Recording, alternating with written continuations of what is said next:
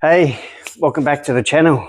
Now, today I'm going to attempt to make my very own underdraw pull-out kitchen, fully sealed. I've got no plans. I'm just going to run with it and see what happens. So what happened first up is I went to a place called Ulrich Aluminium and I bought a full sheet of the 2.5mm alloy. I went 2.5 just for ultimate strength because I'm only gonna do this job once. So then that sheet, I come back to the warehouse and I cut it to length, and then I took it to a company called Dynamic Welding and Engineering down here in Hobart.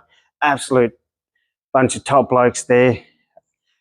I got the sheet folded, 30mm tabs, and then 210mm depth, and then whatever the sensor was. I think it's 700 and something. So that will squeeze just under there. What else I bought? These Titan series runners from Dun & Watson. These are the 1430. So they're massive. The actual drawer itself is, or the shell is 1530, so should have a little bit of room in there to play with. I'm limited by space. I ordered a Dometic 2 burner from Outback Equipment, and that is 83mm, which is what's needed for the mounting depth. So, as I said, I'm limited by space. I may have to cut a bit of this tray out. The first thing, I'm going to use the spare piece of alley that I've got left and weld up or weld in a back plate for that, so it's near enough fully sealed. And when I screw it up, I will sicker the joins from the tabs to the bottom of the tray, screw and whatever else I need to do to make that waterproof. And I've got some pinch weld for the front when I have the drawer go in.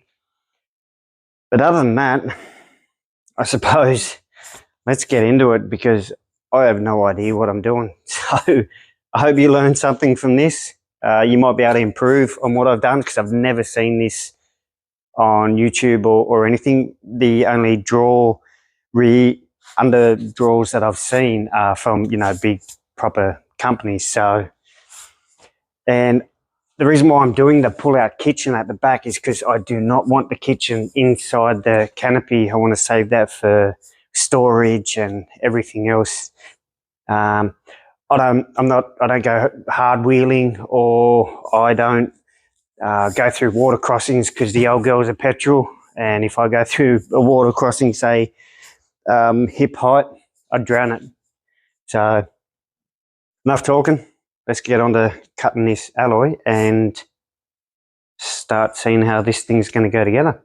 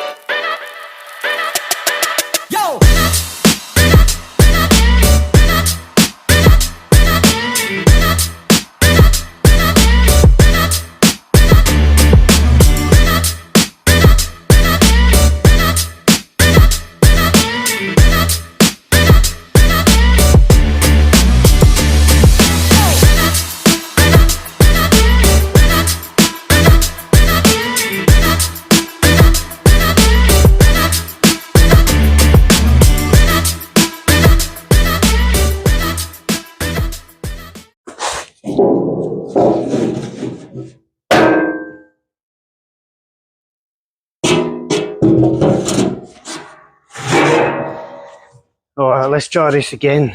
I got this 90% of the way in, and I feel once it's in, it's not coming back out. So last time I got it, it's probably about 200 mil off going all the way in, and it took me a good half hour to get back out, and I had to turn the camera off for that. So I probably should put the draw runners in it while it's out.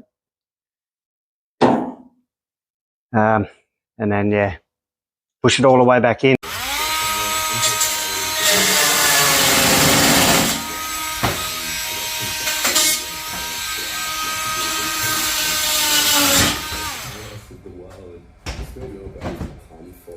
It's going to be a really good one, and we're going to put it on. We've got one of our friends jumping up as well. Well, I kind of didn't expect that to work, and I didn't cut that out on the video because if I'd done it wrong, you would have seen a grown man cry.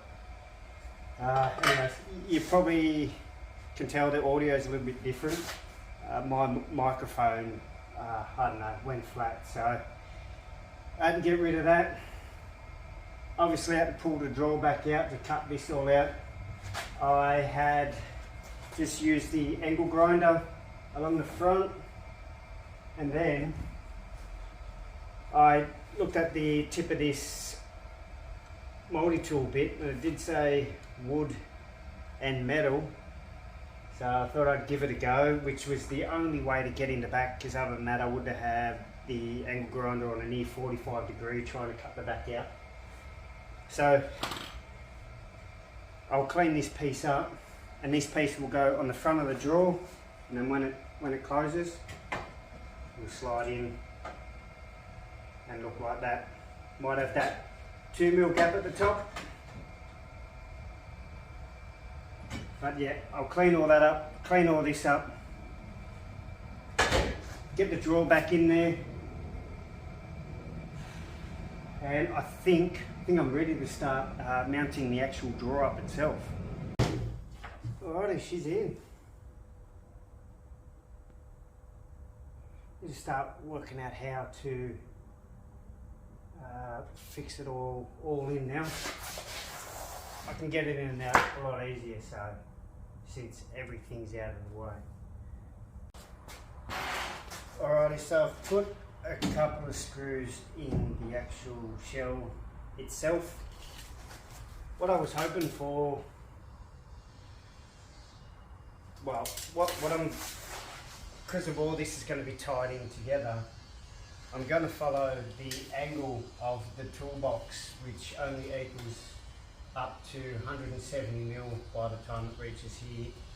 The bottom of the drawer is 190, so I've got 20 mil. I'll put these sides in, put this part in now, weld all that in before I start the actual frame for the drawer. So obviously here I'm going to go 170, drop it on a bit of an angle to 190, and then 190 all the way along, and then back up the other side, so it'll all hopefully tie in and look half decent. So we'll get on to cutting some alloy, welding that in, on to the next job.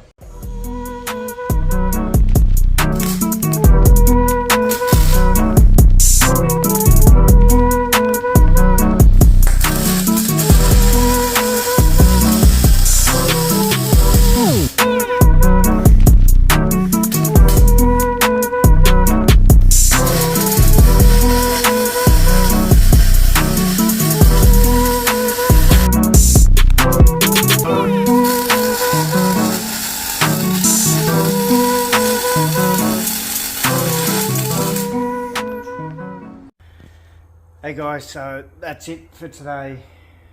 I'm restricted by time, so I better hurry up, pack up, get home, clean up, and I'll jump on the other side of the camera and I'll show you what's been done. So the rear drawer shell is in. I'm about to put the strap on there just so the runners won't fly out while I'm driving home. I've got to get back under there and screw everything up properly. I even made the surrounds for the lights, so what will happen down this side, that'll be all nice and flush, and I'm gonna add a fill-in piece from the bottom there to the bottom of the light surround. Tomorrow I'll crack on with making the frame for,